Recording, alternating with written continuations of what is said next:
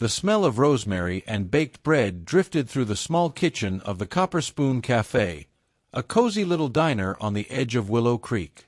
It was the kind of place where time moved slower, where the same regulars sat at the same tables every morning, where gossip traveled faster than the wind, and where one shy chef spent her days hiding behind the counter rather than facing the world outside. Clara Hale stirred a pot of tomato soup, her hair tied up in a messy bun, cheeks flushed from the heat. She was known for her food, hearty, comforting, made with care, but not for her words. Talking had never come easy, especially not with him, because he had just walked in. The bell above the cafe door jingled, and in stepped Luke Dawson, all denim, dust, and quiet sorrow. The town called him the Heartbroken Rancher, not cruelly, just matter-of-factly. Everyone knew his story: the fiancé who left without a word, the ranch that nearly fell apart, the man who still showed up to help his neighbors despite his own grief. Clara froze, wooden spoon halfway to the pot. Not again. Breathe, Clara. Luke took his usual seat near the window. His presence filled the cafe, tall, broad-shouldered, eyes the color of a rainstorm. He looked tired today, like the weight of the world was a saddle he couldn't take off. Maggie, the waitress and Clara's only real friend, nudged her with a grin. "Go on," she whispered. "He asked for you last time." He what?" Clara stammered, her heart skipping. Maggie winked. "Said your cooking's the only thing that still tastes like home." Clara's stomach did a small somersault. That couldn't mean anything, right? Luke Dawson was kind to everyone. Still, she wiped her hands on her apron and stepped out of the kitchen, trying not to trip over her nerves. "Good morning, Luke," she said softly, setting a mug of coffee in front of him. "Same as usual." He glanced up, his eyes gentle but unreadable. "Yeah. Thanks, Clara." Their fingers brushed briefly as he took the mug, and her face went red. He didn't seem to notice, staring out the window instead. That night, after closing, Clara sat on a stool staring at her phone. Her sister's message blinked on the screen. "Don't forget. The reunion's next Saturday. You promised to come, and please, don't show up alone again. Everyone asks about you." Clara groaned, pressing her palms to her face.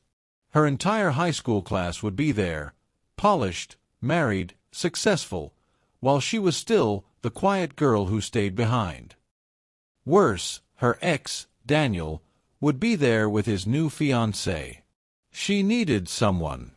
Not a date, just someone to stand next to her so she didn't feel invisible again. Her eyes drifted toward the rancher who came in every morning. Luke Dawson.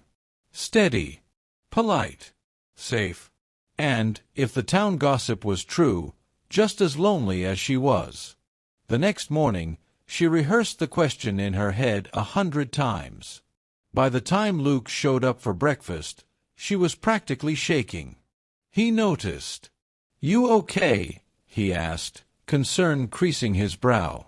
Clara swallowed. I need to ask you something. Something weird." He leaned back, amused. "Weird how?" Her voice dropped to a whisper. "Could you pretend to be my boyfriend? Just for one night?" Silence. Then a blink. Then a faint smile tugged at his lips, not mocking but surprised. "Pretend to be your boyfriend?" She nodded quickly, words tumbling out in a rush. "It's for my class reunion, and everyone thinks I don't know, some lonely failure who only talks to her cat, and I thought maybe if I showed up with someone nice and kind." He held up a hand, his deep chuckle breaking through her nervous ramble. "You think I'm nice and kind?" Clara's face burned. "I mean, you are. Obviously. But you don't have to say yes, I just—" Luke's smile faded, replaced by something softer. He stared into his coffee for a moment before answering. You know what? Sure. One night. Her heart nearly stopped. Really? Really? He said, eyes lifting to hers. But on one condition. Condition? He nodded. You'll tell me the truth about why you really don't want to go alone. I've been the heartbroken one long enough. Maybe it's your turn to talk. Clara blinked. She hadn't expected that. But as his warm gaze met hers, the words she'd buried for years began to stir. And for the first time, the shy chef thought maybe, just maybe, pretending could lead to something real. The week passed faster than Clara expected. Between morning rushes at the cafe and late nights nervously picking through her closet, she barely had time to think. But every time the doorbell chimed and Luke Dawson walked into the Copper Spoon, her heart gave that same small, ridiculous jump. He'd kept his promise. He even started showing up early to help her carry in flour sacks or restock the pantry.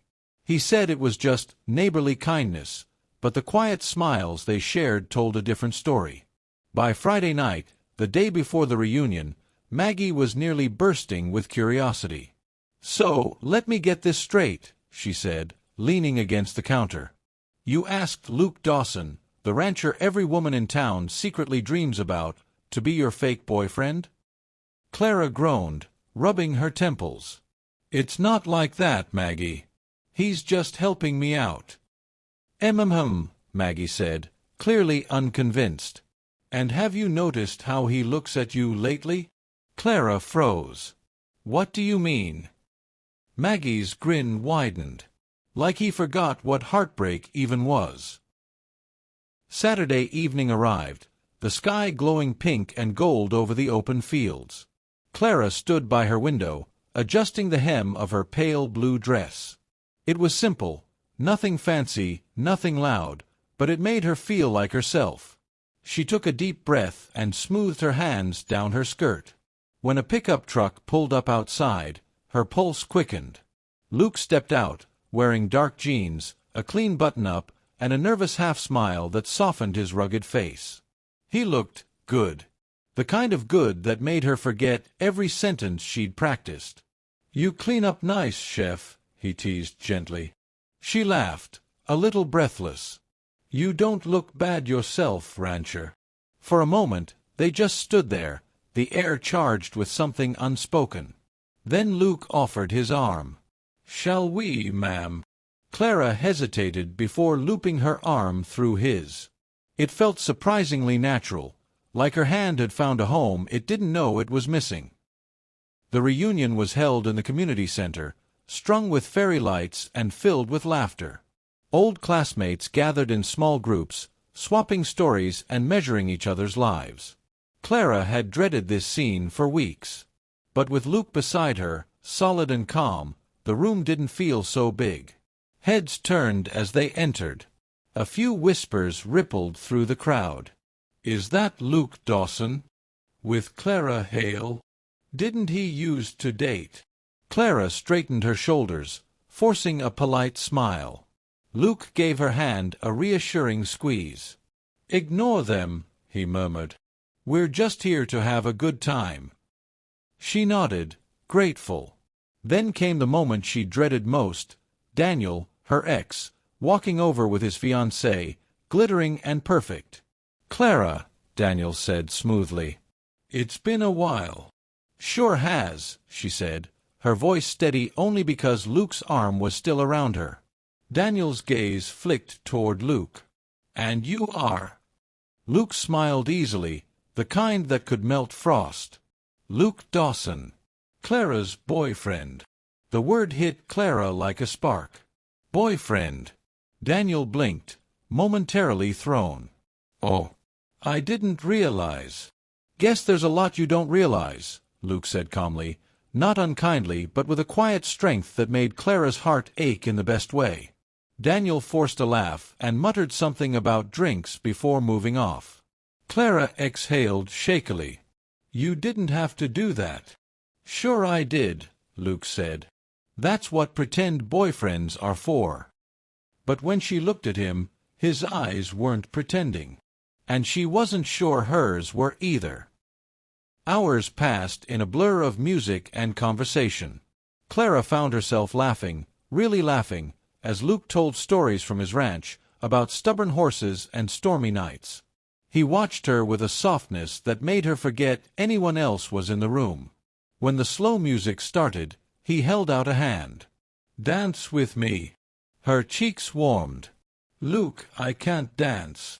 "Neither can I." "That's why we'll be great." She hesitated, then placed her hand in his. His touch was warm, grounding.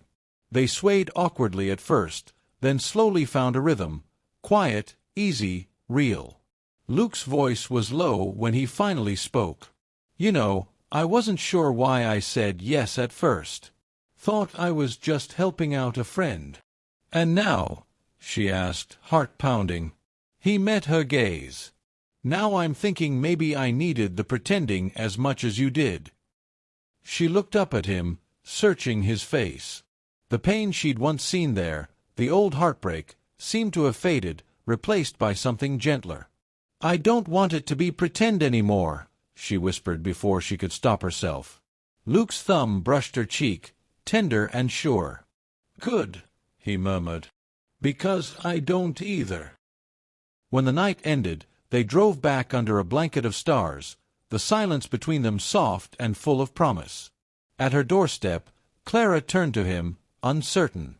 "So, what happens now?" Luke smiled faintly, tipping his hat. "Tomorrow morning, you'll probably make me coffee. And maybe I'll stay a little longer this time." Her heart fluttered. "You mean?" He grinned. "I mean, Chef, maybe it's time we stop pretending altogether." And as he leaned in, not for a grand kiss, but for a quiet moment that felt just as real, Clara realized something she'd never expected when she'd asked that question a week ago. Sometimes pretending is the first step toward something true.